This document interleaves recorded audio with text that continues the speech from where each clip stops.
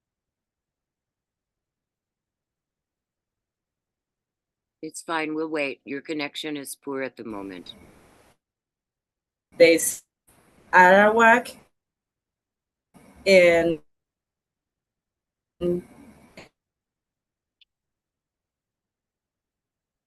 as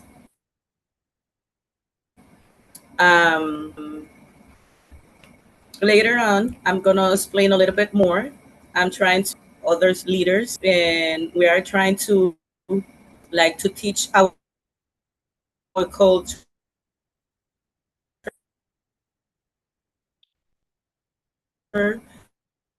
to the children. Thank you for having me here. Wopita Tankashila. And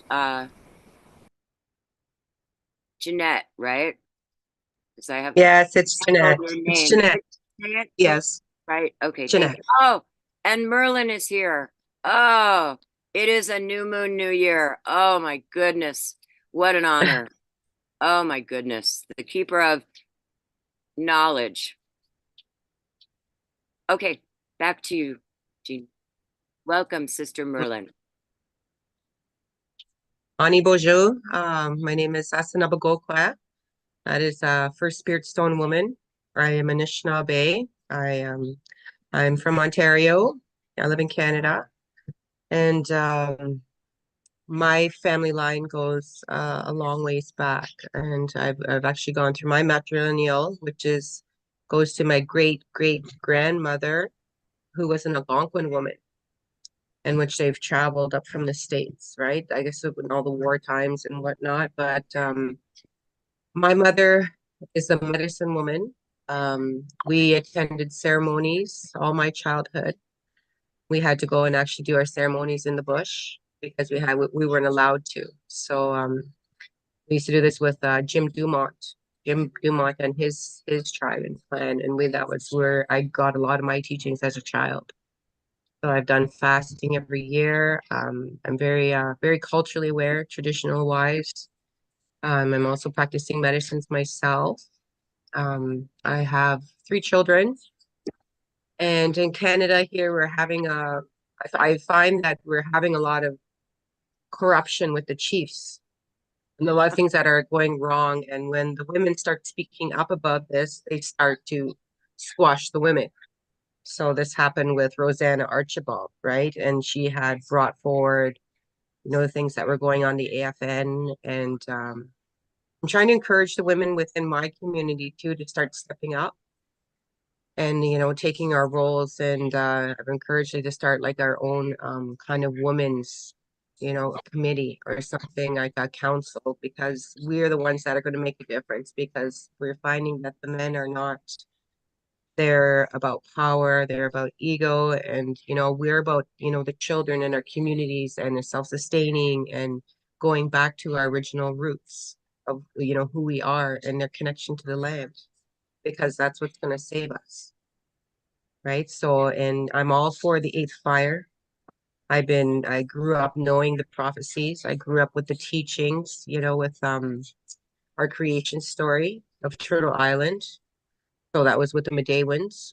I grew up in that system of the Medewans, and but I don't necessarily follow, like my aunties and my uncles, they're all in the lodge. My mother, she's a well-renowned medicine woman here around in our territories.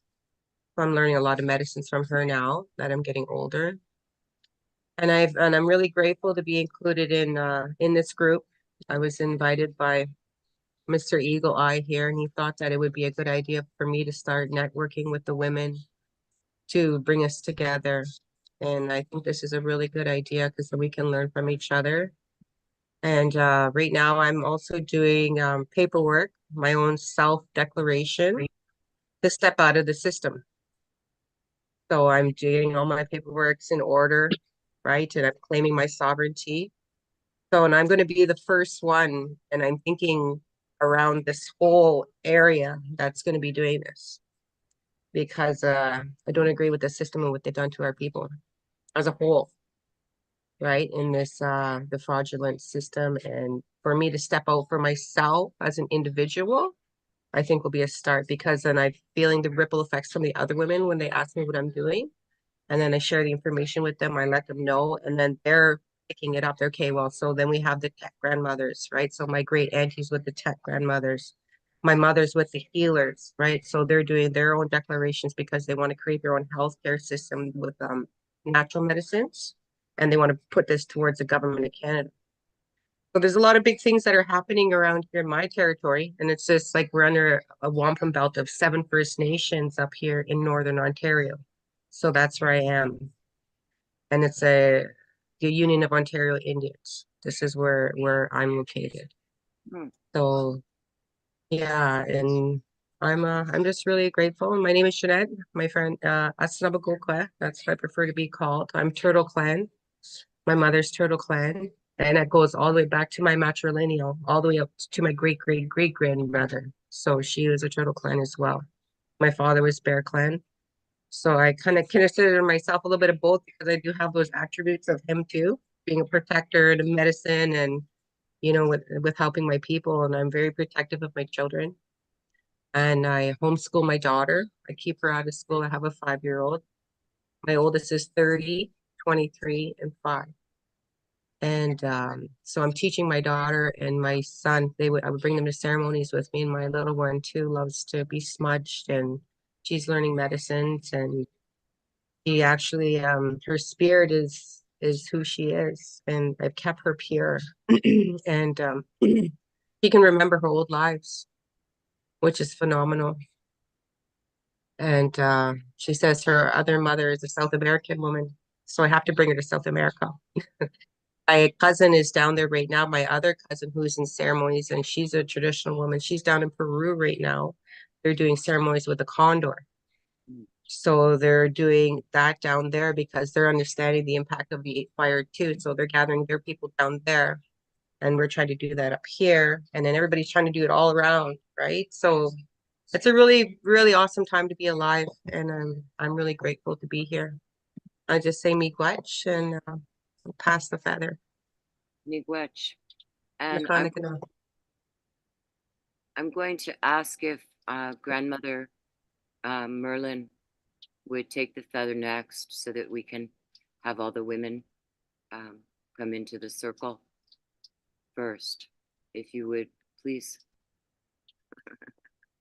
Or you don't have to. You look beautiful there. I assume that Thank you have you. stage going. Yeah, to introduce myself, Hi, hi. I'm kung sa ako si Pesos ko, nagati ko yan. Nihiyok niya na ano te, siniwitris ka. Right now, well, I'm in the middle of, I'm in a long running project. I've been working on my, teaching the language on, Nihiyawewin, because, yeah, I'm a firm believer of, jurisdiction is linguistic in concept. I've heard when the sentence I heard Meredith say, and that clicked a lot of things with my understanding of why they will not acknowledge our languages. This is where the whole structure lies. And so it's, I've been up and down. I was raised Catholic, so uh, well, I kind of gave it up anyway. It was it was through Lester House actually that I started learning the ceremonies, and he started taking me to the plains. So for 10 years, um, I've been pretend well, but yeah, about 10 years I traveled with him, going to the ceremonies, and mind blowing experiences because they kept us quite sheltered here. What they did here with our people is quite different than it is anywhere that I've seen. They call these places co-ops, no different than a farm cooperative, and enterprises, no different than any monial structure, a monial entity. I've never agreed with that. And I've never agreed with joining any organizations, INC, LTD, anything like that, without anything that is not based in our language. Our language was given to us by Creator, and there's that whole the mannerism, the behavior, and the attitude that is found within the language, not only within the language, but within even two people meeting on the street.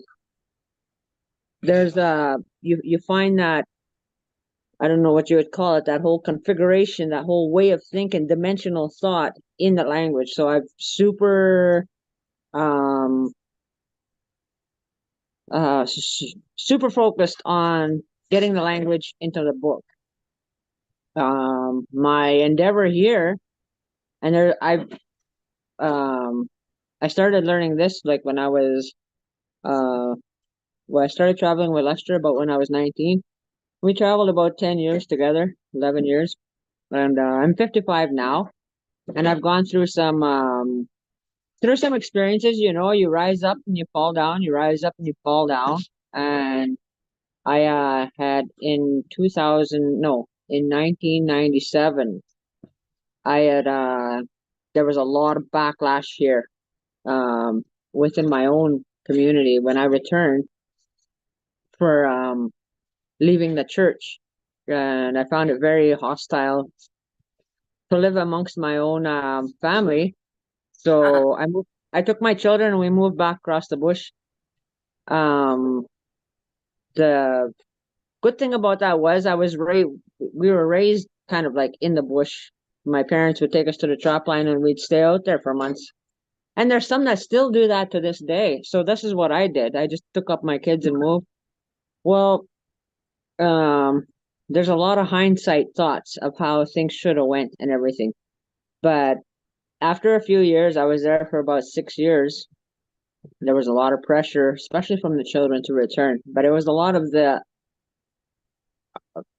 people associated that would come in and tell the children, "Oh, your mom's depriving you of, that lifestyle. There's a whole, education, and there's all this out in the world." And, there's a lot of pressure anyway. And lo and behold, I fell flat on my face and started drinking, and it just wasn't the time. I left across the river and I moved to town and got a job as a waitress, and I thought I would just forget it all again until I had an experience one night where I saw grandfathers come in the door, and I knew they were quemes of my children, and they let me know under no uncertain terms, you're gonna lose your kids if you keep this lifestyle.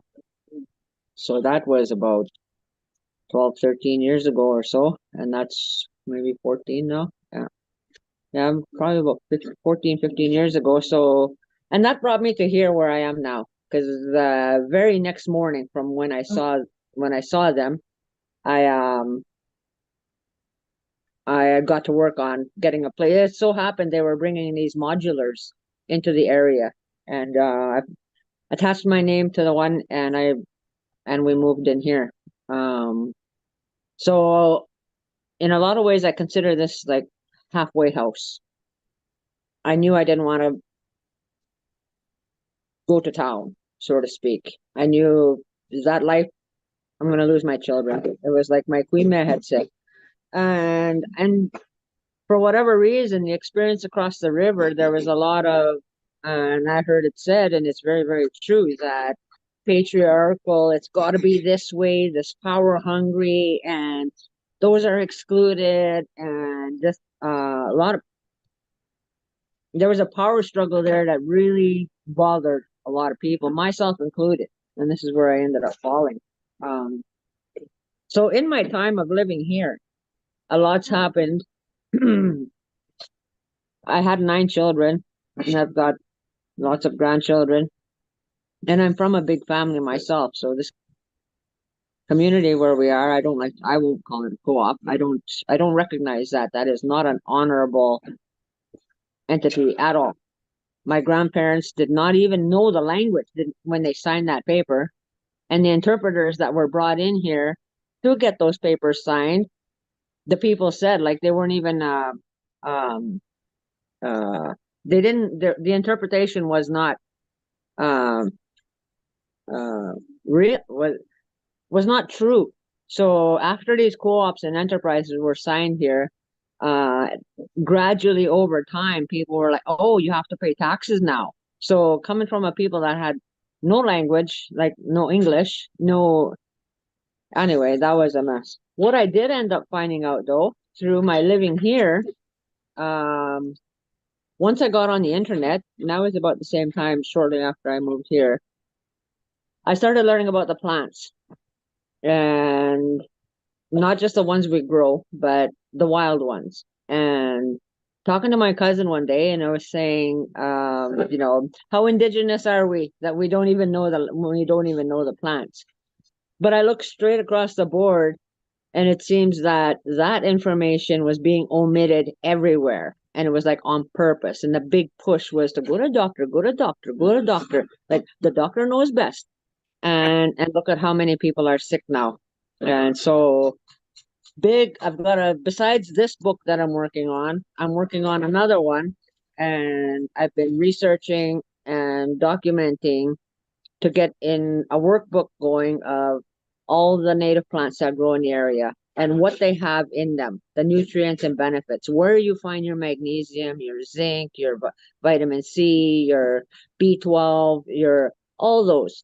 And then it's like being in a university, like but an unstructured university, and um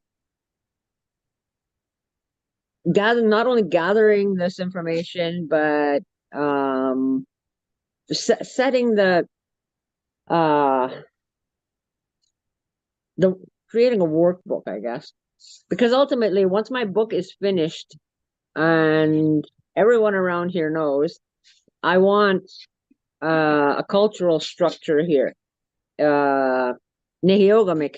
There's so many names that came to mind. Nehiogamik, that brings law to territory. That's our language. What goes on in there is governed by Nehiok, by our language. And it's given from it's what was given to us from Creator Great Spirit. And then from that, a place to teach the language, also a place to teach about the plants, also a place to be able to hold our own wakes. I don't like how they got it set up now, where the bodies are taken into town to sit with the wake. Like, why don't we have our own places? Some people do it in their own homes anyway, but a place where we can have whole workshops too. Like I've been watching Isaac Murdoch is one from Serpent River. Daffy Puyak is another. Like I've been finding wonderful, wonderful, wonderful teachers both on Facebook and on YouTube and other places.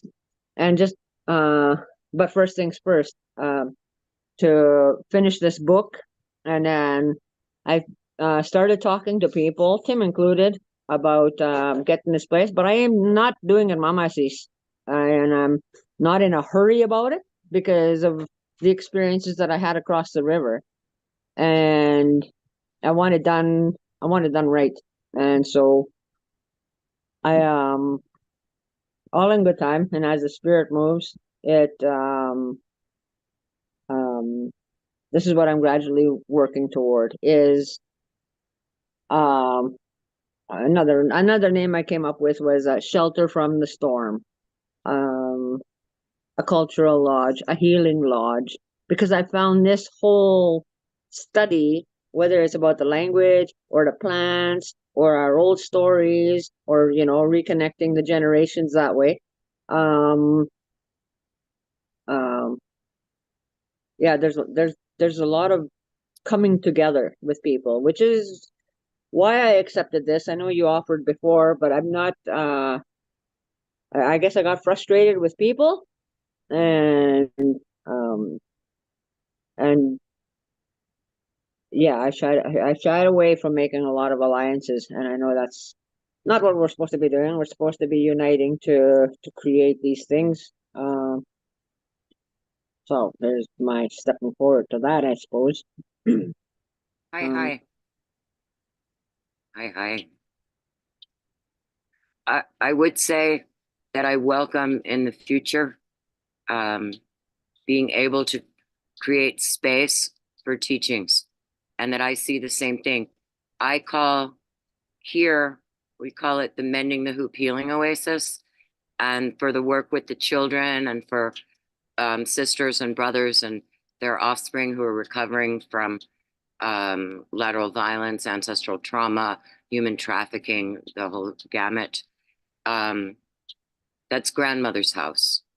And that name is free to be used throughout the allied nations. I also wanted to comment to what, and I'm going to learn to say your name right, Asinibago was saying, and also to what Mother Tracy was saying. What I found in the awakening and the remembrance, the coming into the fullness of being a daughter of Great Spirit, of Sky Woman, is that I am the living fruit of the tree of life of my ancestors, and that everything of my ancestors all the way back to before the fall. So I like to say that I'm of the tribe of Lilith, the woman, the first woman. And my name that I prefer to, and that is actually my Hebrew name. I'm named after my grandmother. And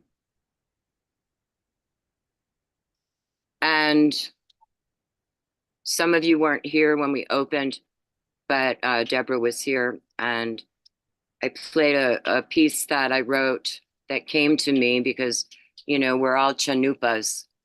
If we're in relationship, we know, perhaps the man is the stem and the woman is the bowl, but we in and of ourselves are also chanupas, hollow bones. And it's it just comes. The knowingness comes. And Eagle told me that long ago, the first time we spoke and we did the first teaching that I was honored to help him bring forward on savage sovereignty and the clan mothers and the teachings of Musa. I said, well, how? So everything is lost. The written histories of the Jewish are all perverted. They're all after they got kicked out.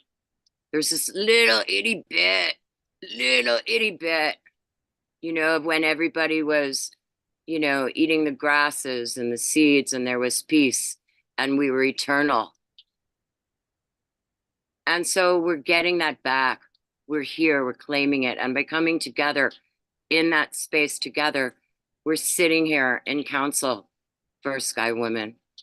And I just want to express so much gratitude to each and every one of you for helping save my life, because these times are so hard. It's so hard to endure. What must Unchimaka be feeling? What must she be feeling with, and I say to people, she's alive. She's curled up. She could shake us all off, and she's so merciful and so kind. And so just to give us a moment to ponder on what everyone's been saying. I want to thank Sister Tracy for all the music, because it reawakened and reignited my spirit. It lit my eighth fire. And I'm going to play a song while everyone gathers and sees what you're to speak of more about restoring. Our mother is alive and she is no one's slave. And we've been very tolerant, So anyway, this is a song called Great Spirit, Don't Fail Us. And the greatest compliment I got was when LaDonna Allard told me that she liked this song. So let's see if I can play it. Great Spirit, when you called, I answered, set my life upon the line. Walk the path of fire, spinning, spinning, spinning on a wave so fine. Please, Father, don't fail me on this vision quest. Set my sights upon you, gambled all upon your name. Faithfulness and promise, my only gain.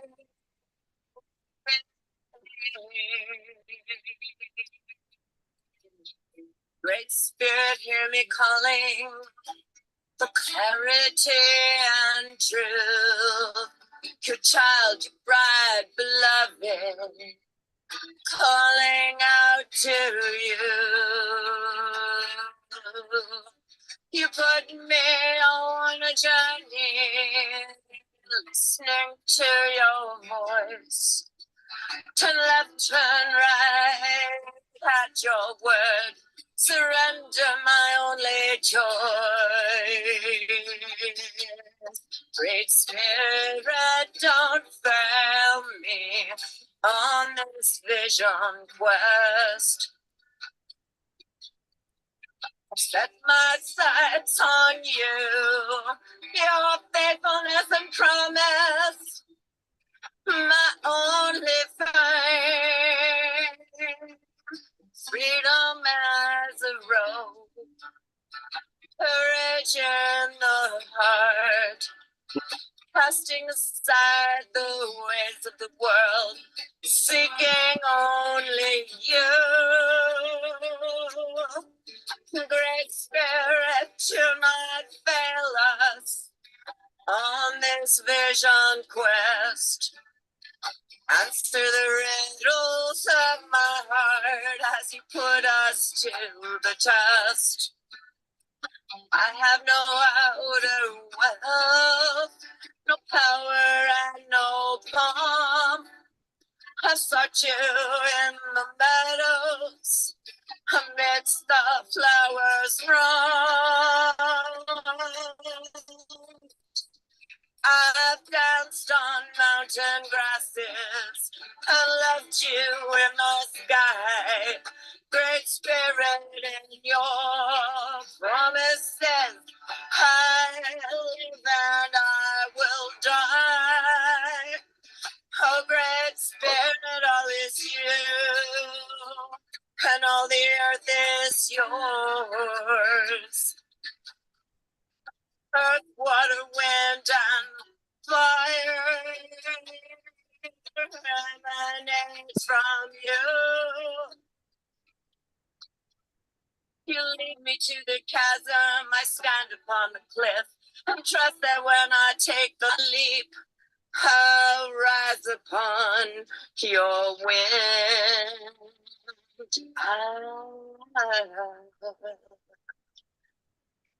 Do not fail us on this vision quest. We set our sights on you, your faithfulness and promise, our only will.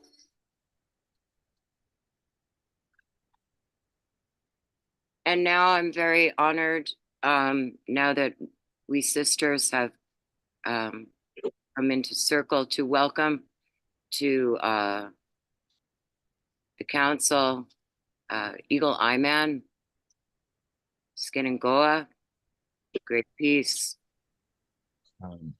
Greetings, everyone.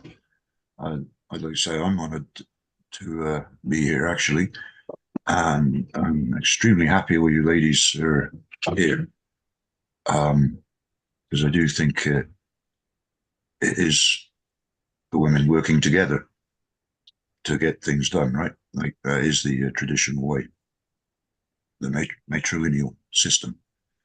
I know some of you have known me for years, some have known you for a few years, and some of you I've just met a little bit, and some of you know a lot about Meredith's teachings of the law, and I know some of you are just learning about it as well. And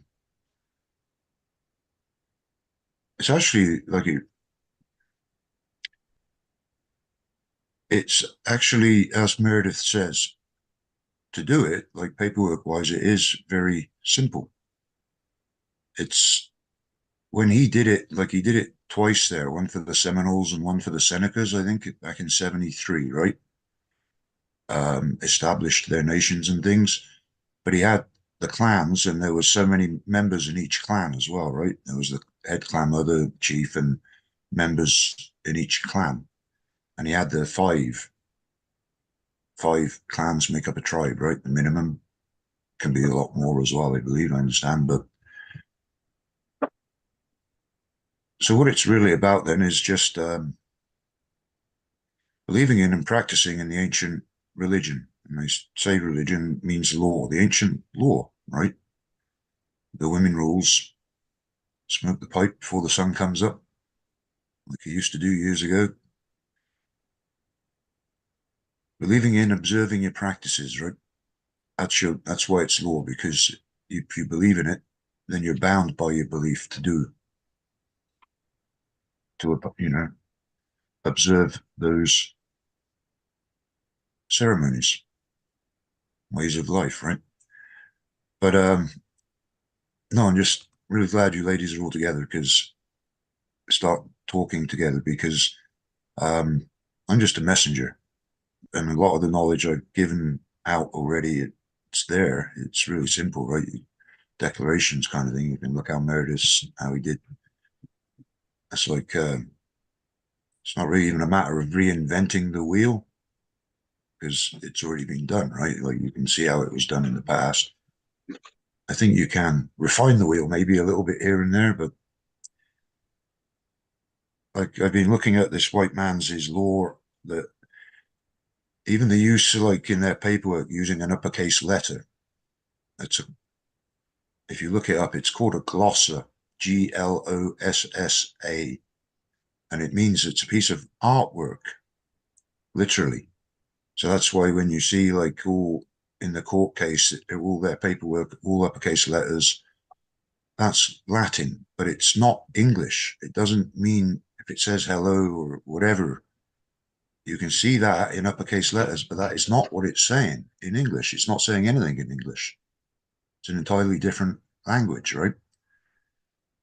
It's Latin. It's and I forget the word for it, but it's an artistic expression. It's literally a drawing, is all the letters are, uppercase letters. So that belongs to that society as well, though, right? And this is the thing about law and societies. Each society has its own laws, own religion, own language. Tribal custom and usage sounds like it really fits in as a society. I had this discussion kind of started with the Thunderbird there years ago about the word society, though, because it's an association of persons, it says in their thing, right? But if you're the author of your document, you can define what those terms as to your intention and meanings. So, because a society is a nation as well, right? Tribal custom and usage. Clans make up a tribe. Tribe is a sovereign nation. So this is just their words, terms, or just their language. But it's the important stuff is the coming together, believing in and practicing in the old ways, right?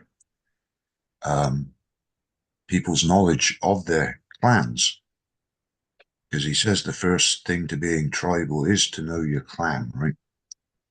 So people knowing their clans and then organizing along their clan lines, right? Their matrilineal lines, establish a real nation, because that is a real nation. If people do that, it's up to the people, right? Coming together under the matrilineal system of governance, right?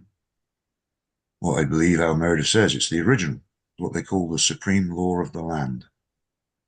And it is the original because it's what the creator put everywhere in the beginning, right? Everywhere there was tribes in the beginning. That word universal law, except universal doesn't really mean what people think it means either. So I don't like using that one really either, right? But supreme law of the land anyway. Creator's law. But no, I'm just really glad you ladies are here. So you can start talking, because there's a lot of different things to talk about as well, right? All the things that Merlin mentioned, the food, the language. The language, I think, is like really critical because it is a multiple thought concept language. So it forces you to think in multiple thought concepts, right? English language is just, it's a singular thought concept language. And they reason it in the compartmentive. Each is in its own compartment, you know, religion, state, laws, each in their own box. And it's spoken in duality, which is, this is the thing about their language, and even uppercase letters and things, right? Spoken in duality. White man speaks with forked tongue, because he does. The language on the street and the language of their court, the legal language, are two totally different things. But so language, food sovereignty, these are things as well. And hemp. I wanted to bring that up just while thinking about it. Everybody grow hemp. Doesn't matter if you, as long as you grow the product, you'll have the product. Siava knows how you can make, how to make, you know, make the fibers off it, use the stems, everything. Even you don't have to have that big machine to break it all up, right? There's a lot of things you can do with it by hand. So even if everybody just grows a shitload of hemp, it's rejuvenating the soil anyway, right? And everybody will have something that, you know, maybe they can do something with as well, right? Valuable stuff. Because there's so much you can do with that too, right? So all these things, anyway, if we can work together to achieving them. But I guess ultimately it's the declaration of a nation. I say declaration. It's a claration, I think, no DE, because of that, their language again, right? Prefix means no, just like sane and insane, no sane. Declaration means no claration, but these are just minor things anyway. It's what it is. It's the expression of the will of the people. If we can get you ladies come together in the clans with people in them clans under that system, you just got to tell the world that you're here. Never went anywhere, always been here. And by the way, you owe some rent. Hi. Wopara, Tankashala. With that, I'm going to volunteer to present before this council a draft of declaration for the White Buffalo Nation. And Tracy spoke earlier about questions and concerns and who am I? Well, in 1993, I was Lisa Wolf. I was a graduate student at the University of Oregon, a longtime meditator, and I knew very deeply that I could have all the knowledge in my head, but that if I wasn't connected to Mother Earth, it was useless. And fortunately, Spirit took me on a journey. And I lived in the bush with first my 5-year-old. We left Mount Shasta with my older brother, so to speak, who at Crater Lake bestowed upon me the name that is my name, Siava, which I found out when he first gave it to me. I said, "What does it mean? What does it mean?" And he said, "It means she who knows Creator's love," but it means things in other languages. And many years later, I was researching and I found out that it means in Hebrew, it means mother of all life.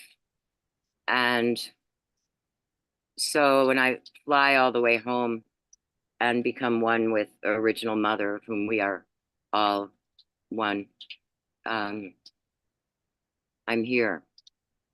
Anyway, I'm going to be very bold and brave on this new moon of this new year.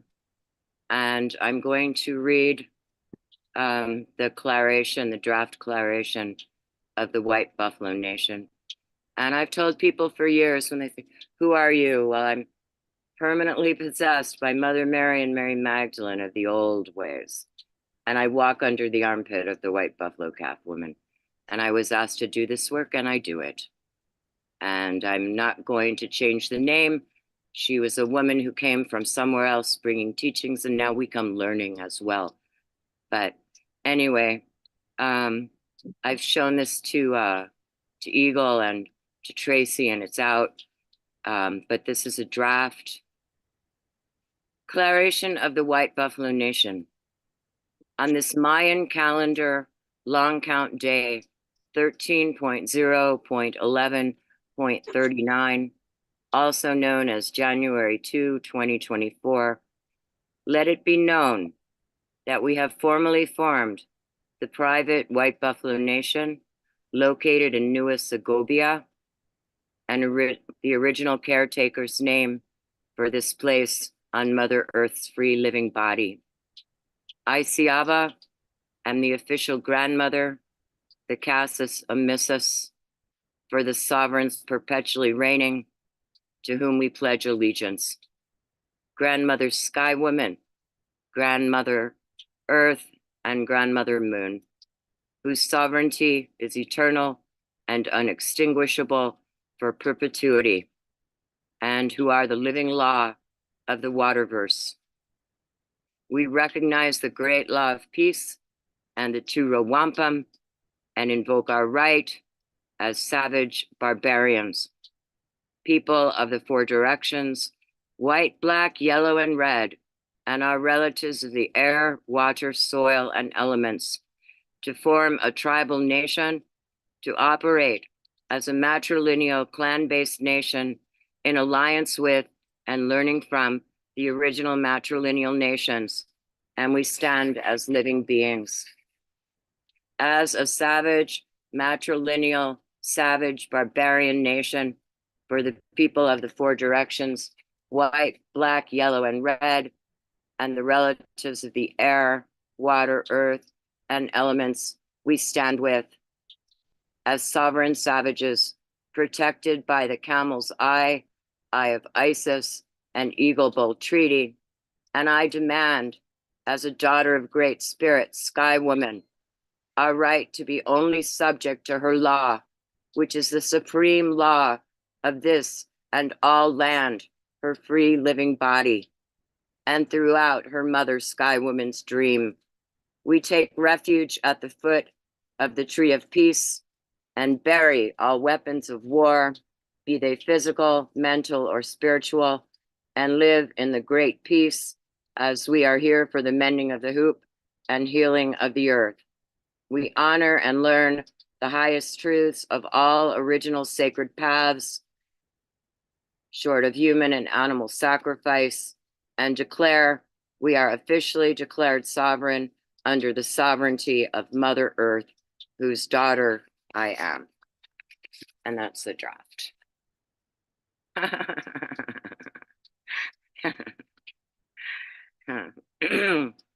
So, and I was, Asinibago, I was reading the documents that you had put up as well. Anyway, I passed the feather back. So. Oh, you read my documents? A little bit. They're so complete. I wish, and that's where, we have to learn. We have to learn how to operate as clans in council. Mhm. And how, people know these things. And, and so all respect to, Kanienke Haka Longhouse and the people.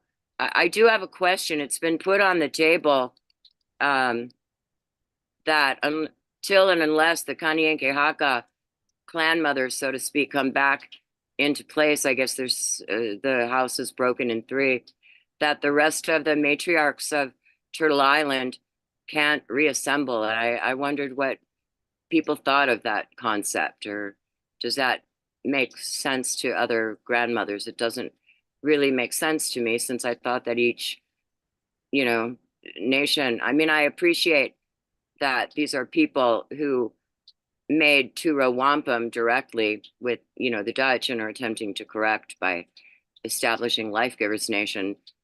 to make tura wampum with the women, but I don't. I feel that the restoration of matrilineal sovereignty is the key to saving life on Earth, and I don't think that we can be held up by waiting for a group of people who've been fighting for 50 years and say that if they don't come together, that the rest of us are doomed.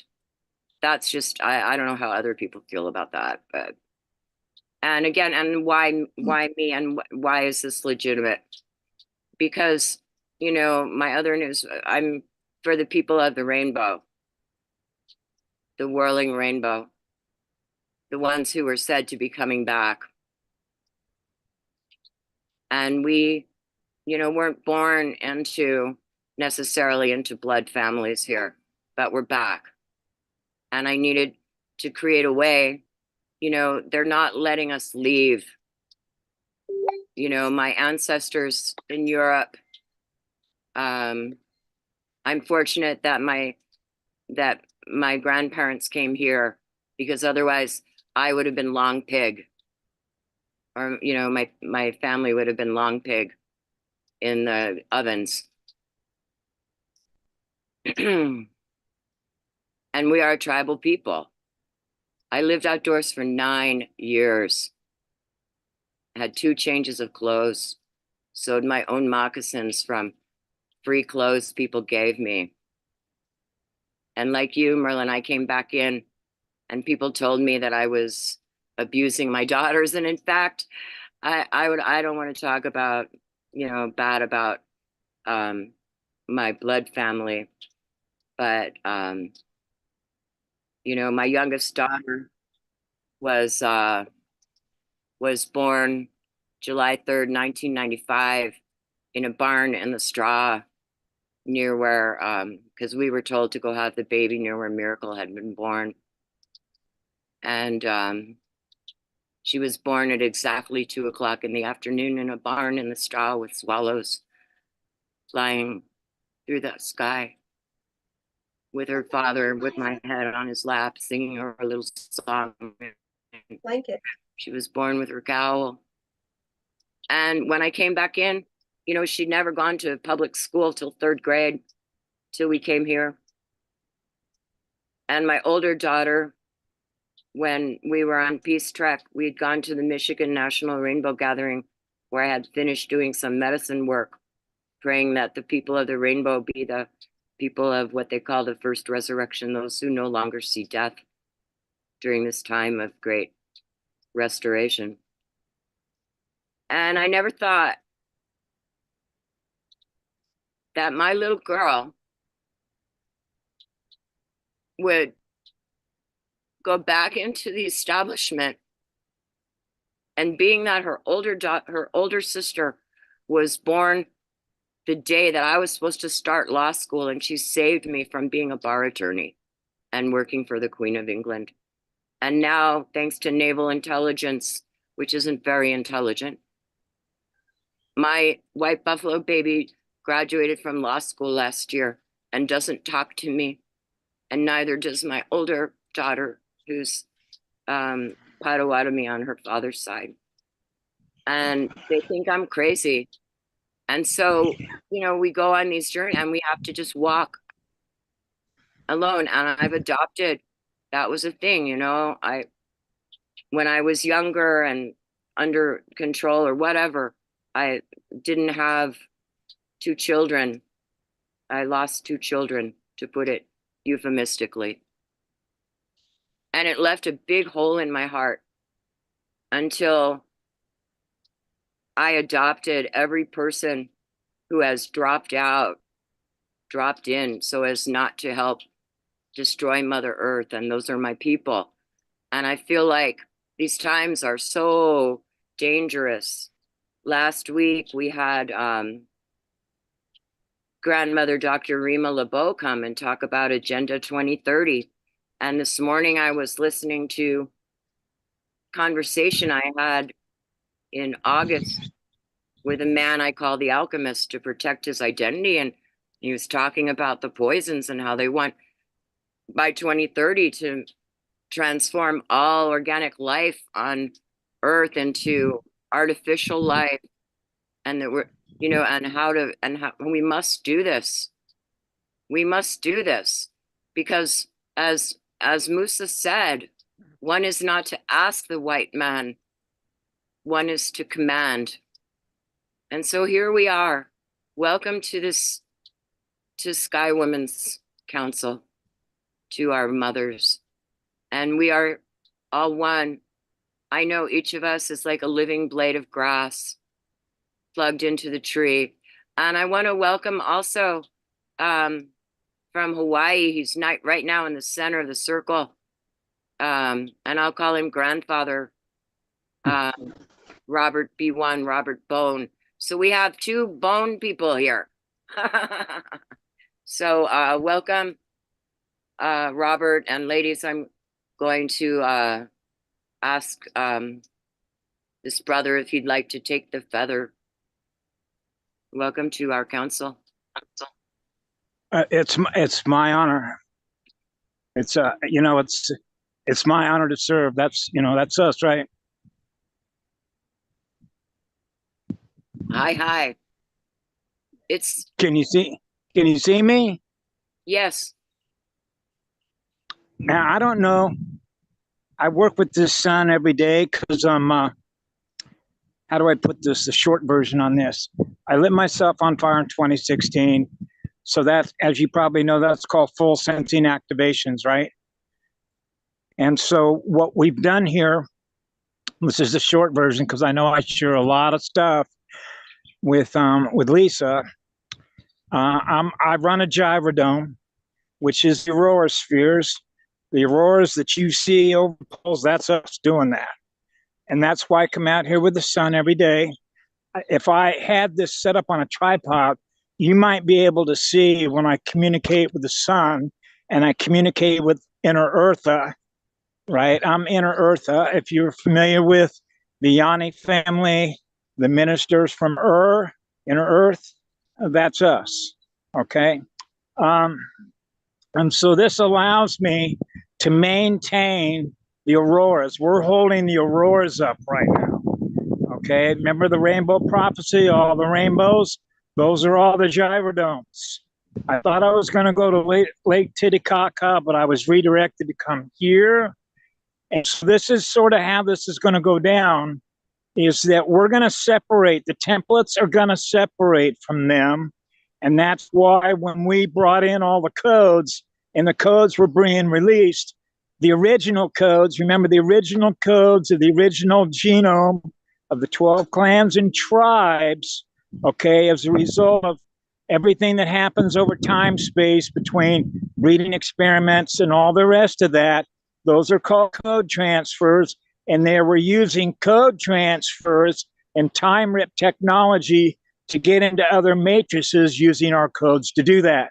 So our codes became the vehicle through which they were getting into other matrices because our DNA was originally the guardians of this matrix, you know, the 15D. And so what's happening is that more and more people are taking on more and more of these codes. And as more of those codes are raising our state of awareness with our frequencies, what others experience, because they're not running our codes, we won't experience in the future what they do. They will experience what they experience in the future because they're going to be running different codes, because they're running what we call dead water or dead light, which is actually like heavy water instead of hydrolase. Hydrolase is the pre-phase protoplasm consciousness energy of first spark sound and light creation, Christosophia. So that's us. I'm running a full-blown Christosophia avatar because I'm fully activated. So that I get communications all the time to let me know where I'm supposed to be, because where I'm supposed to be is exactly where I'm supposed to be because of the security protocols. Because remember, this system, as soon as it becomes aware of what you become aware of, it's going to make a counter move against you. Right?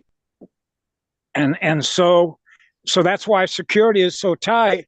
That's why most of what I've shared with most everybody over the last 5 years I would have never been able to share that with anybody because it wasn't safe to do so. Because any information that I become aware of is going to be used against the guardians that are on the ground here. That because I'm running the original full genome. Okay, I'm running the 15D right now. If you were able to look up at the sun when I work with the sun, you will see the whole sky light up pink right in front of your eyes right here. But I can do this another time. But if I had a tripod set up, I could do that, and you could see how the whole sky just changes color. So my template's up and running. I can look in any direction, focus my holographic eyes. I can change white clouds into pink clouds, gold, and all the rest of it, which means this is how our templates, remember how they were originally set up? We could manifest together our own realities together because the energy that we were running on is what love is. So we were running an eternal energy template, which means we were experiencing eternal love to our own heart and soul, and that allowed us to manifest together whatever we wanted to experience together. So we controlled our own weather, right? So in other words, we were the engines that were fueling everything in creation. Yeah. Hi. I'd like to make one comment to help. Robert can you explain what it is to you to be a monopole integrated? Yeah, I'm what's called fully integrated.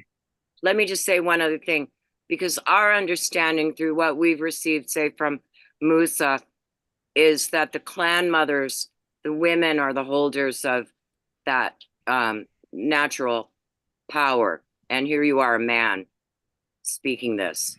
And so I wanted to ask you to clarify about the balance of your. Okay, well, I can use different terms that you all might be familiar with, like androgynous.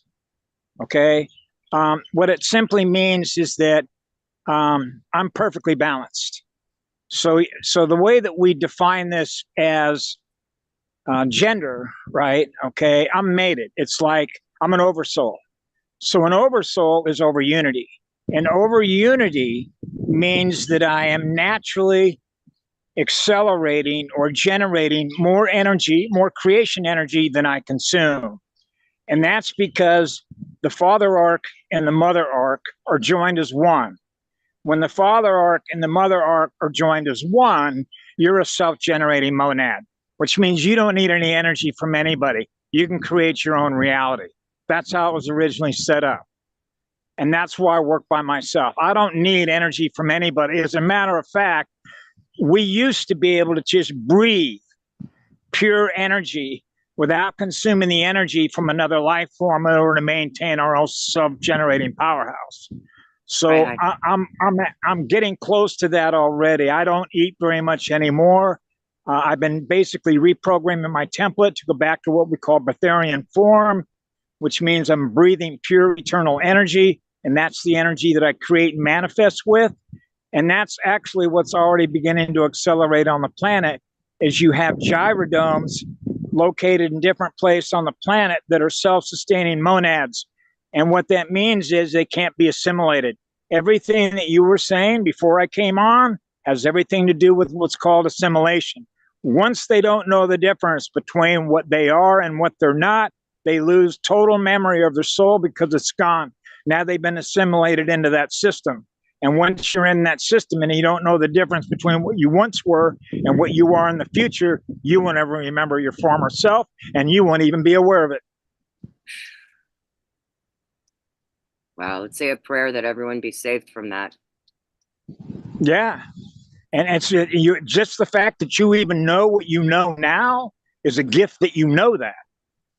Because I'm very well versed on how assimilation takes place, because it would be almost as if you don't know the difference between one reality and another reality, and whatever reality that you're running is the one that you believe is true, because you don't know the difference between what's true and what's false, because you believe that the reality, which is what you are, is your identity. That means you've lost your identity platform. You lost all of your original codes, because now you're running Metatronic codes, which are headed for implosion. And so that's the artificial life, otherwise known as the anti-life crystal spiral, because it's going in the other direction. What it's doing is it keeps compressing itself to the point where you can only hold so much consciousness energy in a given space. And as it keeps compressing itself, they become denser and denser and denser. And the more denser that you become down to the D1 atomic level, you will simply implode. And that's where it's headed for. So if you can't correct your codes, which is to correct the codes that allow your consciousness to expand, which is to burn a gas, right? So in other words, earth, wind, water, and fire, in other words, the center point of that star, you're everything that star is. So when your consciousness represents the entire electromagnetic spectrum, which means your consciousness is running the coldest cold, hottest hot, which means your consciousness is actually the entire electromagnetic spectrum. That's what gives you what's called full command authority. That's the full command authority. Now you have command authority over the mathematical ratios, which is the spin ratios of ions. Now you've got full elemental circuitry control. That's what happens when you become a monad. That means that both magnets, which is the male side, the girl side, become one magnet. In other words, you're not two magnets anymore. You're one. Now you're one with Gaia. Now you're one with Mother Earth, which means you're experiencing everything that she's experiencing. Now you become one with her. Right. Yes. So, Exactly. yeah. Taking off the seventh veil. That's what it was funny. Robert, right before quarantine, I had realized, because my teacher, when I met him, I was actually on my way to the hog farm. I was living in Mount Shasta. I had just, jumped onto the spiritual path full time. And I was driving to the hog farm to drop acid for the first time. And I'm a serious yogi. I've lived in yoga communities, been a raw Buddhist. And I was like, oh my God, this hippie kid is driving my Chinook with his girlfriend. And I'm in the back meditating. And I'm like, oh my God, this is horrible. I shouldn't be doing this. And then the small, still voice spoke in my ear, and it said, he's coming. Well, I knew what it meant because I, have this permanent, Mary Magdalene, fixation. And it just so happens that my family was French too. So, anyway, but so I'm and the voice tells me he's coming, and I knew what that meant, the lion. And they said then the way that I would know that it was him is that he was a Leo and I was an Aries, and we were going to activate within my tradition the marriage of what's called the lion and the lamb, leading to the great peace. And I'm like, oh, cool. And the poor kid who was driving my Chinook was a Leo. So I was hoping it was this poor kid, Daniel. Well, some time went by, and I won't go into that, but I was driving from Mount Shasta to Eugene with my then 5-year-old, and I pulled into the Ashland Food Co-op, and they're standing under the street light, leaning against the wall with a yellow backpack next to him. All right, hold on, Tracy. Was this man, and I recognized him. He looked exactly like, I should say, and I won't give much details, but he looked exactly like the picture of the risen Christ off the shroud. And I was all punked out. And I was really mad at that man for all the deaths of all the women in Europe burned as witches. So I wasn't like, oh, salam, salam. I had an attitude. And he walked up to my window. I rolled down my window. I was all dressed like Madonna. I had punk rock clothes on because I had met this guy at the hog farm, and he was like, you were Mary Magdalene, you were the greatest, blah, blah, blah, there ever was. And he gave me all these sexy clothes, which I'd never worn sexy clothes before. So I thought that was rather novel. Anyway, I'm all dressed out and I'm doing a lot of music. And he walks down, I roll down the window, and it was like in a spy novel. Like the first question was, what sign are you? And we exchanged. And then, I traveled with him for a year. And like I said, he's the one who named me Siava.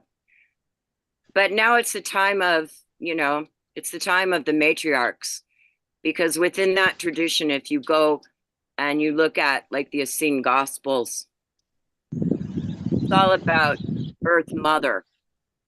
And take the teachings of Musa, we know that every chief is the spokesperson for the mother. And I'm passing the feather to Tracy. Well, on that very subject, I've sort of talked about this till I'm blue in the face. And that is that, you know the law of one, right? So all life is sacred, which means all living cells, which are all living spirits, are sacred temples, the same as ours is a sacred temple, right? Okay, so we all know that every species has a birth giver, which means every species has a first mother. So we always honor the mother first, okay? Because without the mother, you're not going to have life, because life comes out of a mother, okay? Hi, hi. Hi, hi. Okay. My turn now? Hi, hi. Okay. I wanted to address Robert, if I could. Sure. So I wanted to first welcome you. Second of all, when the person who is conducting this says it's another person's time to speak, it's time for you not to. So I must share that message. What I would like to know is I've heard a lot about you. I've seen you and you've commented on my page. And you've been very vocal, but I've never seen your face, never felt your energy. And I'm curious, of course, as to how you are a bone. Oh gosh, I'd be one because I'm fully integrated. Is that a name See, in one your of the, family? well, what I'm going to say, one of the things that I do, I'm a child. I'm an inner earth, a child. So, because my spirit never ages, so I have to be very careful about how I communicate to other spirits, because I'm equal unto all other spirits. Okay, so in other words, it's not how smart you are, it's not how much knowledge you have, it's not how big your circulation library is, right? It's how much love you have in your heart. And that's going to be demonstrated by how much light you're running on and your ability to light yourself on fire. So what I do is sometimes I use a blunt force instrument because I realize I'm in an AI battlefield environment. I'm one of the instructors that teaches people how to operate in an environment like this and survive it, because they don't understand how assimilation takes place. So what I've done ever since I was a little child, because I can map read every software. Okay, I'm a cosmic level guardian, so I'm not going to tell you a lie. Okay, I can read every software and run and know what codes you're running. So what I do is I work behind the scenes, and that includes every native on the planet. If you're running machine code and you're running deadlight, I'm going to know it. I might not say anything to you, but I'm going to know it. Okay, and that's going to get transmitted because it's going to be encrypted at a level that you can't detect. So I'm going to give you an example so you get an idea who I am. If you took a blood test of me right now, it's going to come out AB plus, which is Arcturian, right? That's the four tribes up there in Canada with Karen and Luke McDonald, right? Now, what that means is I run what's called a Know Me Planet code, okay? Which means I run a code on this planet that can't be detected. So what that means is when they do a blood test on me, they're going to get what's called a false positive reading. You know why that is? Because it's the AI that's looking at my blood.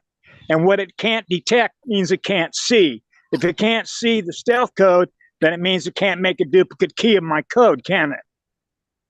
Hi, hi. So Okay? is your last name I'm a Bone or not? I'm sorry? I'm one. Is I your am known last as name one. Bone? Pardon me? I'm one. This is how simple it is. If you truly are one, then you're running magnetic zero. And that means you're running on 100% pure eternal light through your own heart and soul. And that means your engine, which is your mirror, that means everything is in your mirror, is experiencing what you are, which is what love is. That means you're running on eternal energy as first creation energy. If you're running on that energy, I'll know it because I'll experience it through your heart and your soul, whether or not you've cleared all the miasma. That means you've healed your inner child. If there is any resistance in you to heal your inner child, I'm going to read it in your template. I'll give you an example because I've told her this. Karen McDonald, she's a clan mother. She's in major resistance mode. And you want to know why that is? Because she has so much held in her cellular memory, which is miasma, which is dead light machine code. She's got to clear those codes. or she's not going to get back to zero. She's not fully integrated. She doesn't experience herself as zero. Zero is magnetic zero, which means there's no time. That means you are everywhere at once simultaneously. I am everywhere at once simultaneously. Okay, I'm running a full Crystal Sophia avatar, which is full sensing abilities. That allows me to get communication from every living cell on this planet. That means everything on this planet communicates with me, not just you. Everything on this grass, everything you see in your mirror communicates with me. That's a full Christos avatar. That's what I run. Can I speak? Sure, Can you answer my question? absolutely. I asked you, how is your last name Bone? And you spoke for about 3 minutes about stuff I don't even understand. Well, I'm a creative artist, so I can use whatever arrangements of fire letters that I choose, right? In other words, I'm not bound. This is how I did as a child. There's your journey, there's my journey. They're not the same. I may You're only doing see it you again. for 5 days. Okay, no, stop. Stop now. I asked you a simple question. That's called resistance. You're in resistance to experience that. You don't like me freely speaking. Otherwise, see, this is how it works. If I don't No, fit this is how it works. your expectations, You are a man. You will not explain I'm not a what your man. last I'm name a spirit. is. You are being disrespectful. I No, am I'm not. keeps the fire.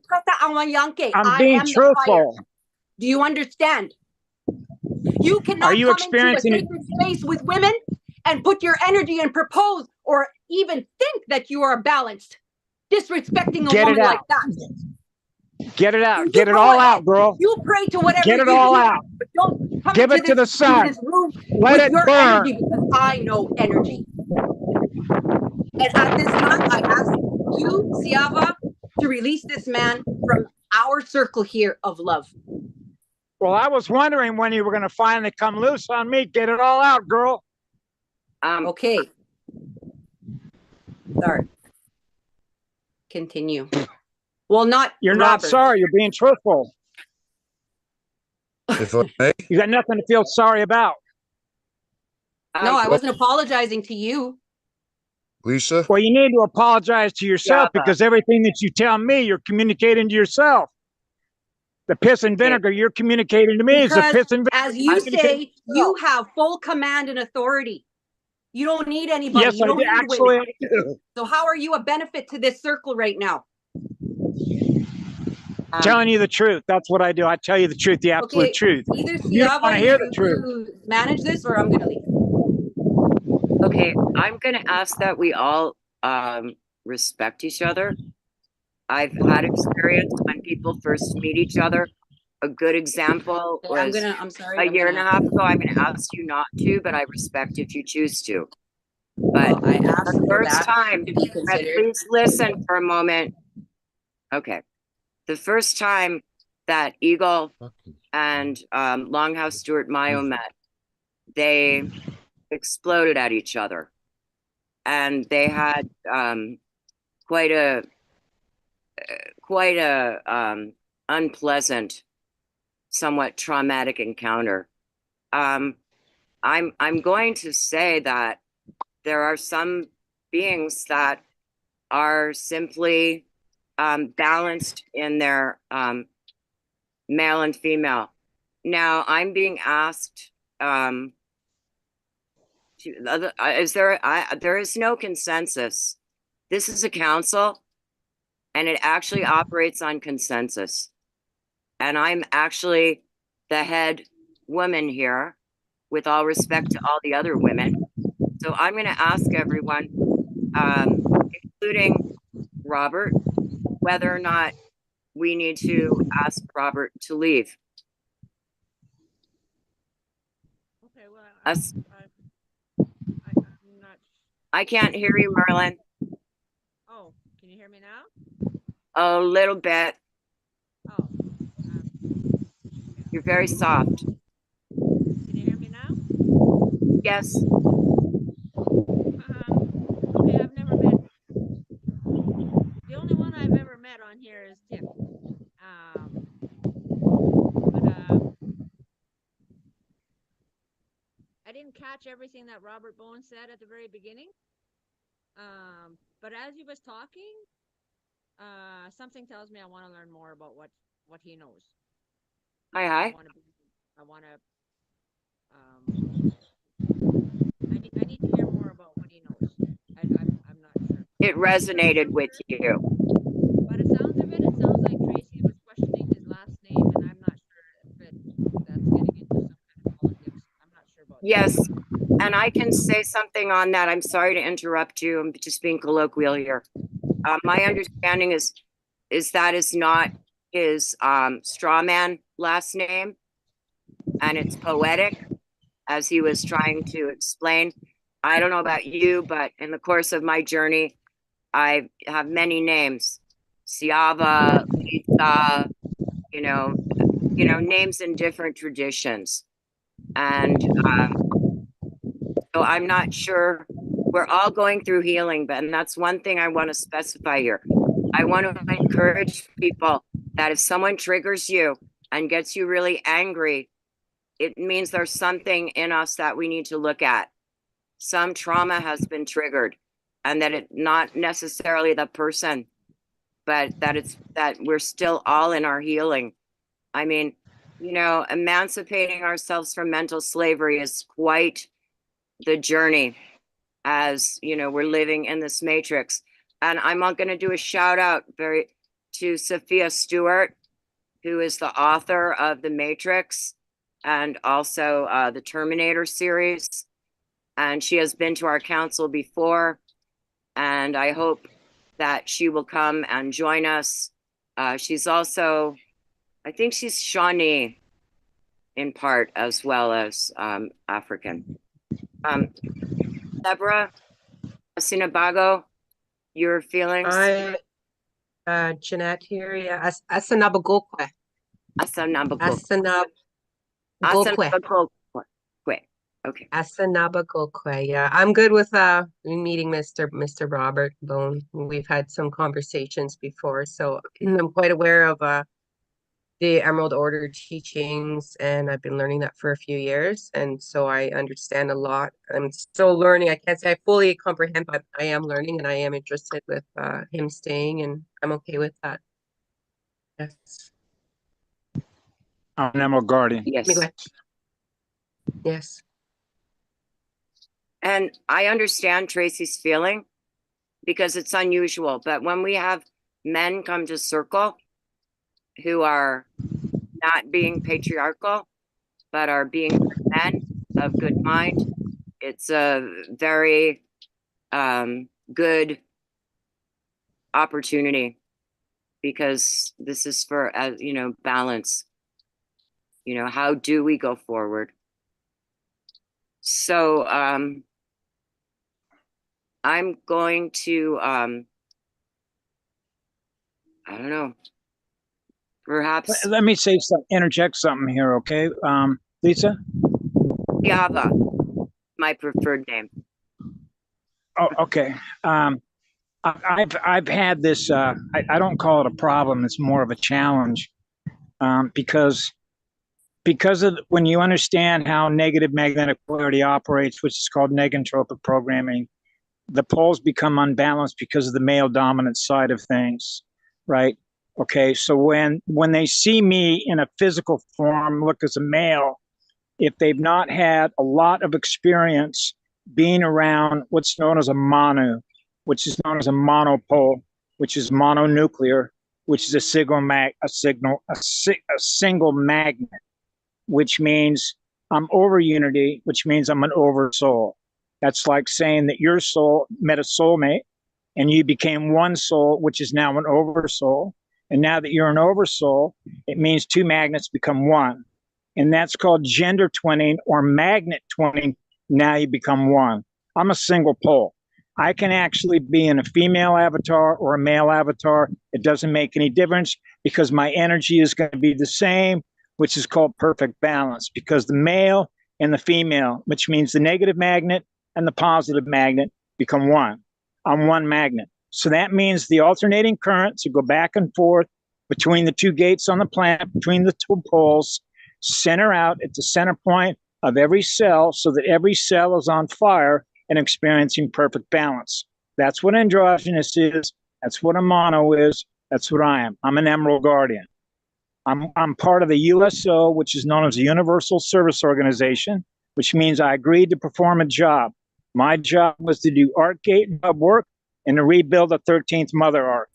Because I'm an eternal being, that allows me to be anywhere that I need to be, because we're everywhere simultaneously. So I work with a team. I'm not the only one. I may look like I'm alone, but I work with another team. There were a lot of folks that did not believe that we could pull this job off because the galaxy has a massive black hole.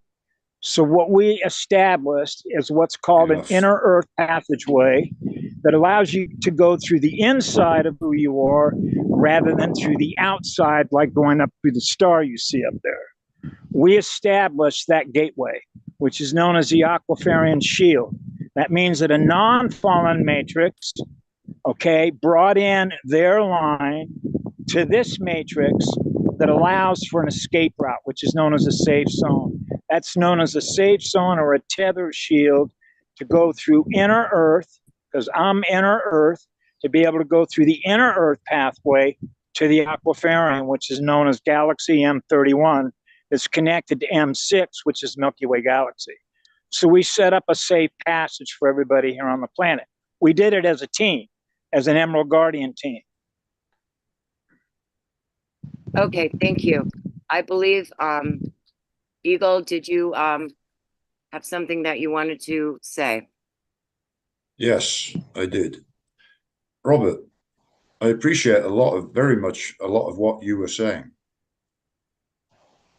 From going to Stewart's councils, learning how a council operates. It operates on respect and being a statesman. So I listened to you just now and in your exchange with that head clan mother.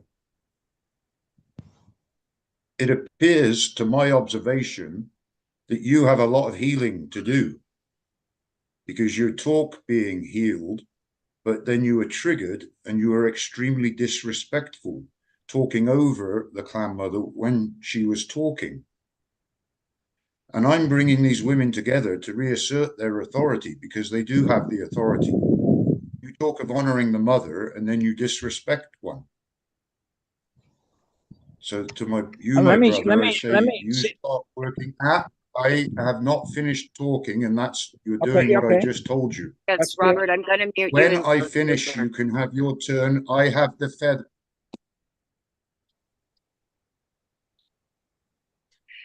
As I was saying, I have the feather. You learn protocol, Robert. If you wish to conduct council, then you operate by council. You don't interrupt.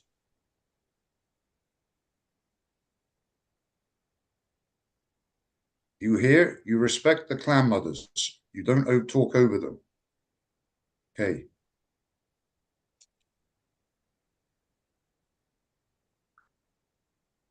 I pass the feather back. Hi. We're also simultaneously streaming on YouTube, and I want to address a comment that came in on YouTube. And I've invited her. Karen Ann Lusick McDonald said, I was just told I was being slandered in this video. I was just sent it. I do not acknowledge Robert Owen as my guardian. He is self-appointed. I responded, I don't think he said he is your guardian. You are welcome to join the circle. I believe the link is on Facebook. I don't know that you are being slandered. He is expressing his experience. Anyway, that's just up to the moment of what's going on in the effect that our conversation is having. So apparently Robert is pushing buttons. But thank you, Eagle. And Tracy, I'm sorry, but I am operating by consensus. And I have a policy that if people get into fights, I will mute you both, basically like a mother. Everyone will take a time out, breathe, and then we will come and treat each other with respect. If everyone is all right with that. Hi. I put the feather in the center.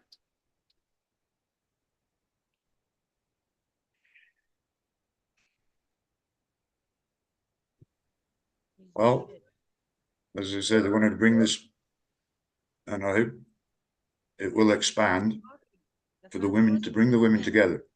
There is very concrete things that you can do. Oh, sorry, Merlin. Merlin, you're so soft. Is there any way we can get some volume up on you?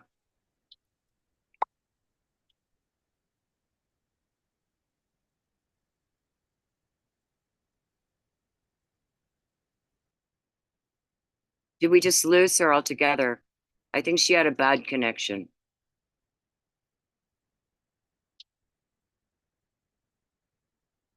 All right.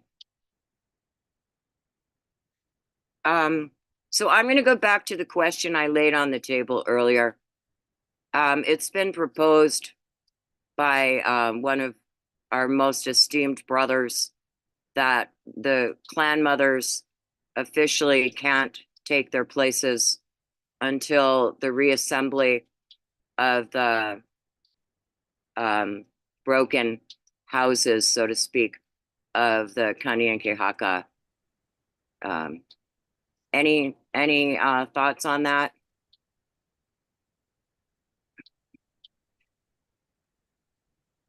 Yeah, I have thoughts I on don't that, but I'm not. We'll let the clan mother go first. Go ahead. I don't know anything about what's going on with that situation, but I say that we can't wait anymore. You know, we can't wait. We have to start making moves and start doing things, because if they're squabbling and they're not getting along for whatever reason that is, I don't know. But I know that we have to start taking action now and doing things differently, because whatever there was working before is not working. Right. So and I'm grateful to be here. Miigwech. That's my Miigwech. opinion on that. Our sister from the south, from Puerto Rico. Are you with us? Do the mothers of Puerto Rico need to wait for the people of the north to regain your sovereignty? Is your sovereignty dependent on another people?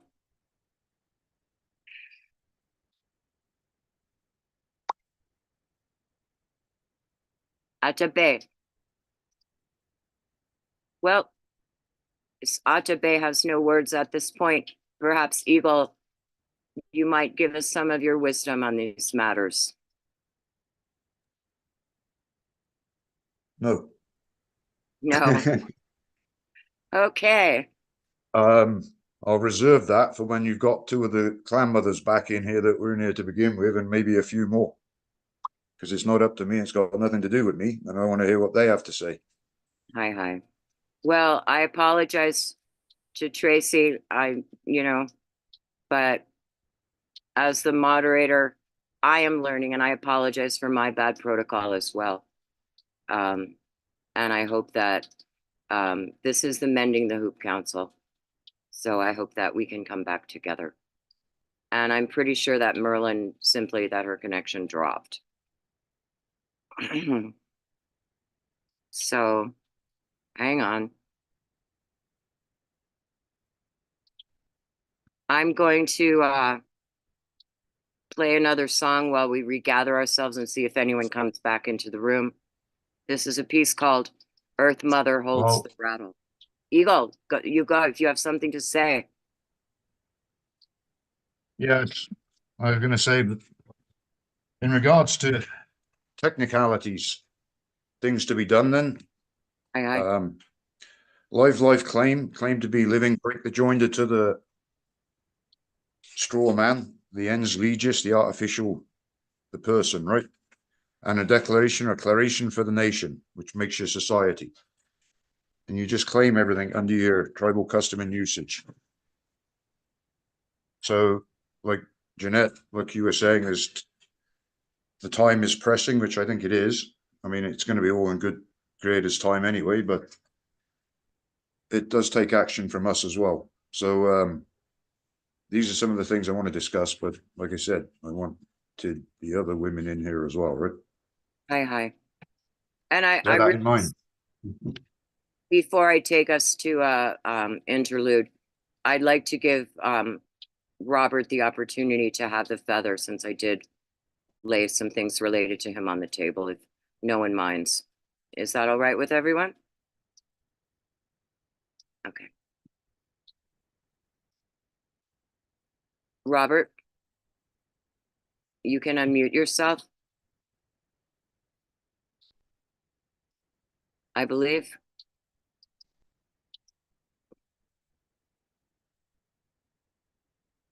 Nope.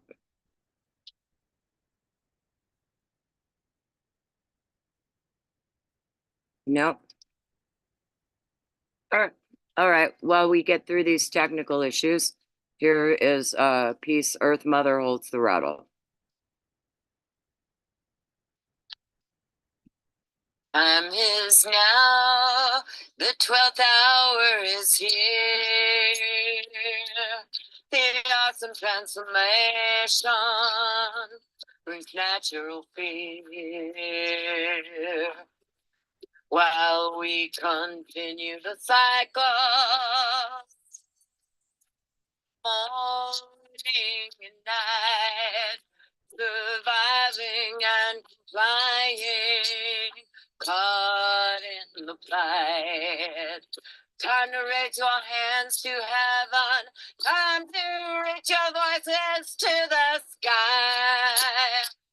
Great shift is coming to illusion, we must die. Had we done different in the course of human time, perhaps we'd have avoided this purification rite. No hills to run to, no cover to take, as Earth Mother readies to shake, Earth Mother holds the rattle and sings the sacred song of purification, righting old wrongs. And the days go by unhidden, unconscious of the time, caught in the plays, illusions, unaware of unpaid crimes.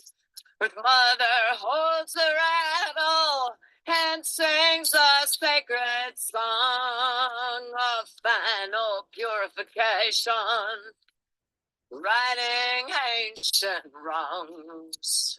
Sing a prayer for salvation, for sanctification and release, as Earth Mother shakes the rattle, praying for her peace, giving back in kind what's been given her.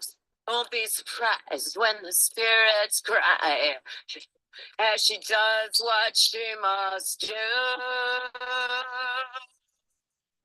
Earth Mother holds the rattle and sings the sacred song as we scatter like pebbles tossed upon the tide.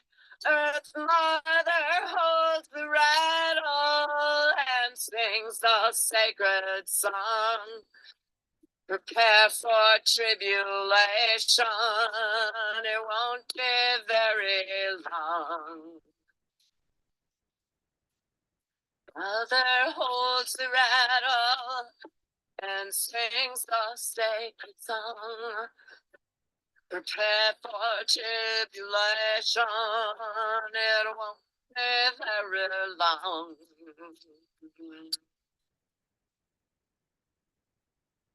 Well, that's sobering. I noticed that we have a Nina with us.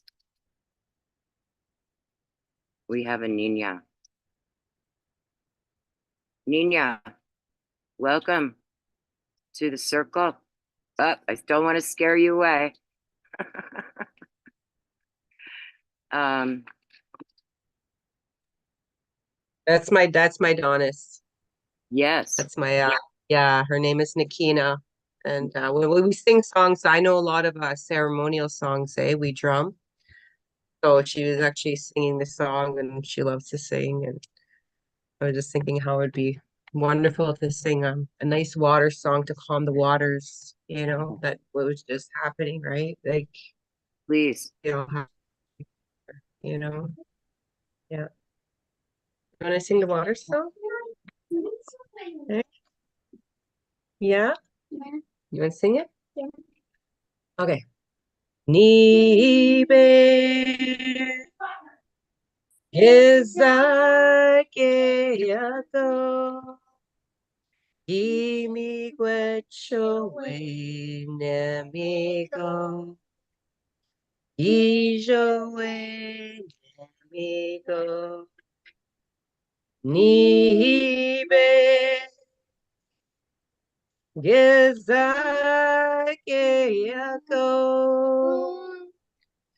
Imi Gwecho We Nemigo Gijoe Nemigo Nibe Gizakeyako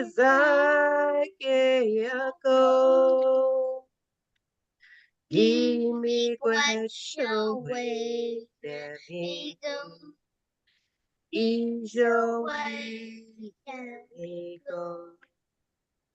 One more time. Nibe Gizakeyako Imi Gwechowe Nemigo Gijowe Nemigo Kanika na Miigwech. Miigwech.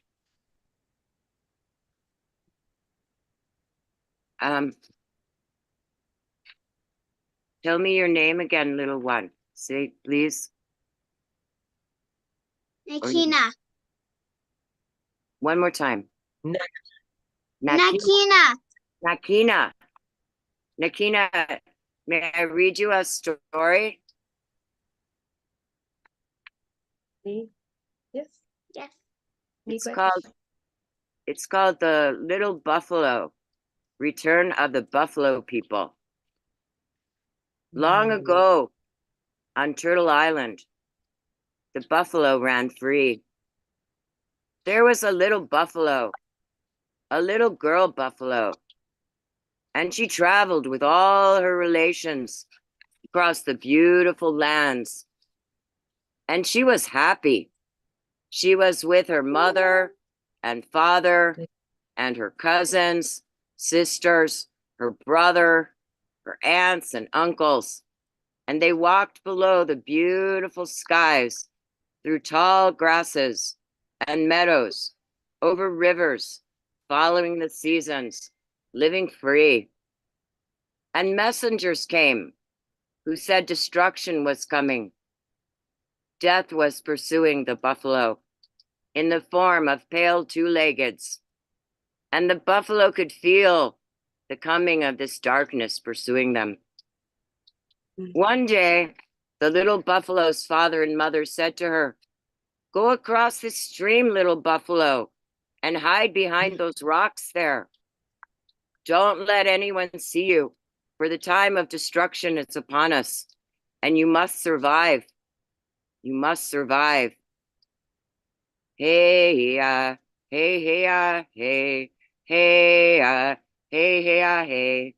And the little buffalo crossed the river, and she lay down behind a rock, and she heard the sound of thunder, and pale two-leggeds on horses came with fire sticks, and the sounds of thunder roared, and the cries of her people poured into her ears. And the buffalo lay behind the rocks, so she could not see, and the sounds of thunder and the cries of her people overwhelmed her, And finally night came, and she rose. All she saw was death and destruction. All of her people were lifeless on the plains. Hea, hea, hea. How can I live from this day forward when everyone I love has been taken from me? Oh no, I wish I had been taken too. Oh, I wish I had been taken too. The little buffalo lay, and day came, and night, and day came, and night. And she neither ate nor drank, but hoped that she would die too and join her people in the land of spirit. And a deer came upon her as she came to the river in her travels, and she saw the destruction, and she saw the little buffalo, saw the air moving in and out of her nose, and knew that the little buffalo was alive. And she walked to the little buffalo and nudged her with her nose, said, "Heya, heya, little one." And the little buffalo looked at the deer with eyes of pain. And the deer said, "Heya, you cannot stay here. You must come with me. I will take you to the place where all the creatures live in harmony, and you will be my child, and you shall go on with me." And the little buffalo cried, "No, I want to die. I want to stay here. I want to stay with my people. I don't want to go on without my people." And for another 3 days and 3 nights, the deer sat with the little buffalo. Finally, the deer said to the buffalo, "Listen, little one, you are a little girl buffalo, and somewhere there is a little boy buffalo. And if you should pass away, then your people shall pass away, and it will be as though you never were. You must come with me so you can go on for your people, so your people can live on." And the little buffalo heard the words of the deer, and she rose. And they traveled across the hills, through meadows in the dark and sun. And the little buffalo let the deer be as her mother, and she let her heart open to the deer. And the deer took her to a place where all the creatures lived together in harmony, in a beautiful place, untouched yet by the two-leggeds, a place out of time. And still the little buffalo, in her heart, she missed her people. She missed her father and her mother, her sisters and brothers and aunts and uncles. And the deer was kind to her, and all the creatures there were kind. But still the little buffalo was sad and longed to see her own people again. "Oh, my heart, oh, my heart, oh, my heart, you are in my heart, you are in my heart, you are in my heart, you are in my heart. Every breath I breathe, every step I take, I see you, I feel you, I miss you.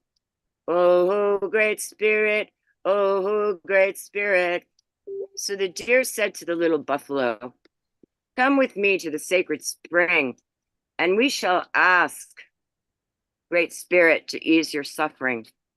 So they went to the sacred pool, and there they called out to Great Spirit for wisdom, for guidance, to ease the way. And as the little buffalo looked in the waters, she saw the face of her father, the face of her mother. She saw the face of her sisters and her brothers and her aunts and her uncles, her cousins, all of her tribe. And there, below the water, in a great cloud of being, she saw her people. And her father spoke, and he said, "Little buffalo, your prayers have come all the way to Great Spirit, where we are, and your longing has met our longing, and Great Spirit has given permission for us to return." And out of the water, shaking droplets, emerged her relations. And as they emerged from the water, they were white, the white of purified spirit, mystical tribe, singing, "We are the people of the white buffalo nation. We are the people of a new vibration." spreading peace and harmony wherever we go, living for the healing of the earth and the freedom of the mother. And the little buffalo and her people are walking amongst us, and they have lost everything that they had, and they have returned with nothing but love for one another and great spirit and the mother. And they are walking for the healing of the earth, and they will never stop until the earth is free. To the hills, to the hills, to the hills we are going, to the places that are wild, where the buffalo roam. To the hills, to the hills, to the wild and free valleys, to the places the deer walk in the forests of still. Aho, ahe, aho, ahe, waho, ahe, take me home to the places where the sun pours like honey, in the wild hills where the wild creatures roam. Take me home to the free lands, take me home to the wild lands, where I can run free like the buffalo. Waho, wahe, take me home, and let the earth be free once more. Beautiful. That's a nice story. So, I got a story. please. It's called the Snowman. I just got her this book. It's a pop-up book. Yeah. She loves pop-ups. Yeah. So, You need the finishing touch. yeah. And care for Okay, we're gonna carry on. Cosmos. Yeah.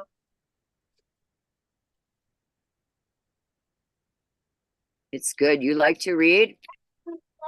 Run around. Yeah. And they play in the park and they all fall down. I homeschool her, eh? So Hi. we live in the bush too. Like I got two neighbors. I live in a cottage by a river, so we're always outside and Throwing snowballs. yeah. And I don't care. Yes. Throwing Yeah. snowballs. And I've had that issue too, where they're saying like I'm abusing her because I'm not keeping her in school and whatnot, right? Having that thing, but geez, we have a reserve rate for community functions, a lot of things. So she learns more here than what in that box, right? So Juggle, juggle, juggle, Mhm. juggle. Yeah, that would be abuse sending them to school. Ski down. right? That's what I say because She goes sledding. No, it she don't like it. actually would be.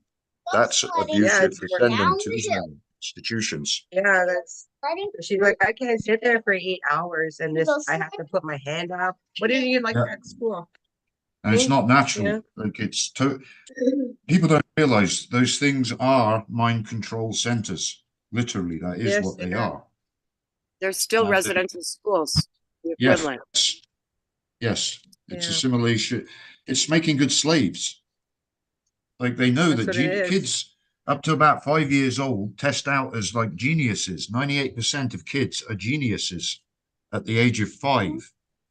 Then they tested them like in school after a few years in Grade school, and that 12 and number then they're dropped. By the time yeah. it's grade 12, it's like 2% are geniuses from 98 to 2%, right? Each year, longer Yeah. they were in school, the less and less geniuses, because it's not designed to educate in the manner that you would think. It's designed to make slaves, right? Yes. Not thinking for yourself. No critical thinking, no history, nothing. Factory about- workers. Yes, exactly.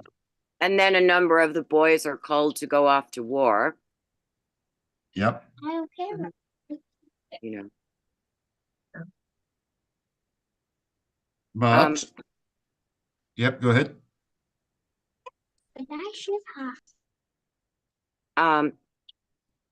I'm just wondering if let's see. Could you guys do another song? Or is there anything what to speak of a vision of the future, and why would they even still have any jurisdiction over you?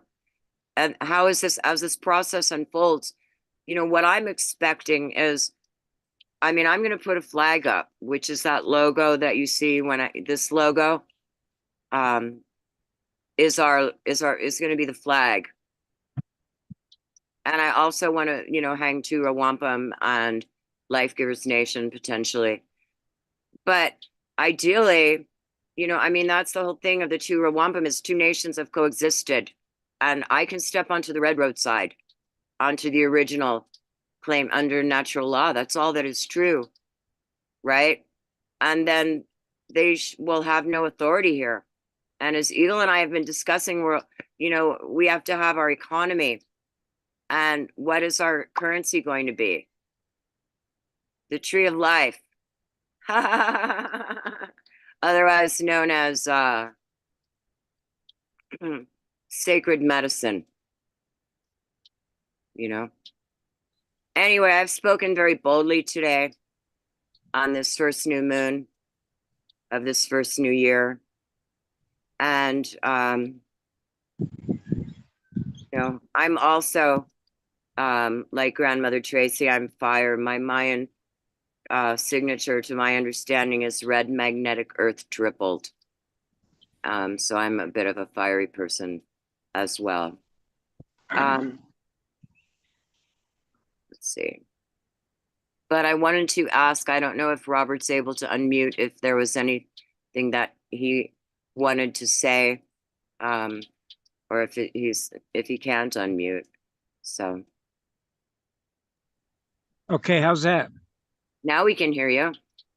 Okay, it said the host muted me. I don't know what that means exactly, but Oh, I did earlier.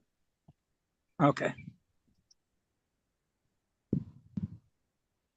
Because of the non-interrupting. And Eagle corrects me all the time. I'm better at counsel than in real life, but we all have Achilles heels. But this is one of the primary things to learn in counsel, is to absolutely not speak until someone returns the feather to the center.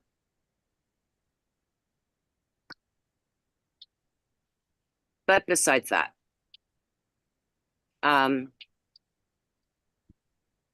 Eagle, anything else to say for mending so that we can go forward?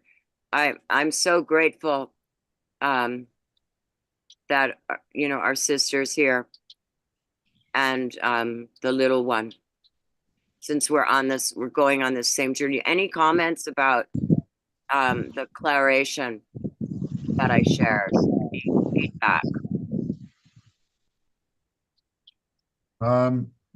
No, not right at the moment. Just I'd like to thank everyone that came, and I look forward to next time, and we'll discuss some of the whatever the women want to talk about, and the paperwork as well, if that's the practical means of getting it done. It's not hard, the paperwork really, but it's getting the people together under their clan system. Yes.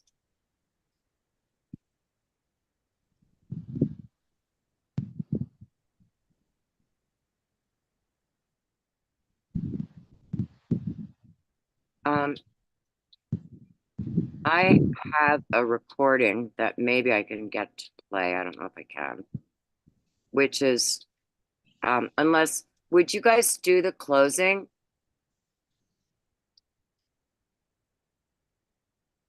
Anishinaabe Kwe, would you be willing to do the closing?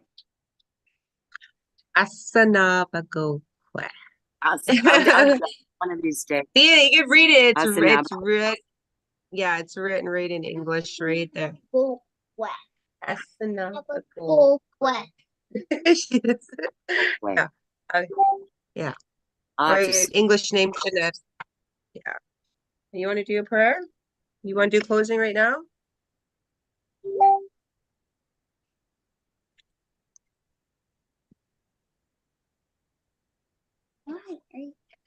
Okay, I'd like to just say Chimigwech Creator, for all of us coming together, to each and every one of you that brought forth information, your beings, your energy, so that we can unite and come with and work together. One. I'd like to say Miigwech for Shkakamokwa, our mother, the moon, the sun.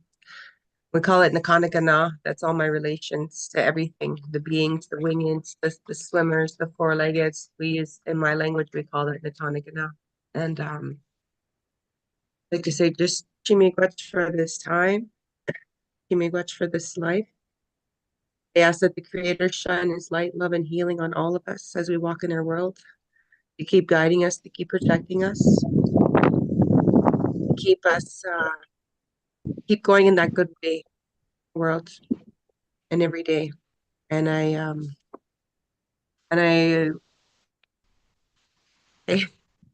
then I hope that more women will start coming to these meetings. And then I just pray for peace for all of us, unity, and love. Most ultimately, there's love. And I love all of you. And I say Chimigwech for this opportunity and this time. Nakanagana, Miigwech. Miigwech. Miigwech. Anything Hi. else? Mhm. Well, Say Miigwech. Miigwech. Miigwech. Miigwech. Miigwech. Skenengoa. Miigwech. Miigwech.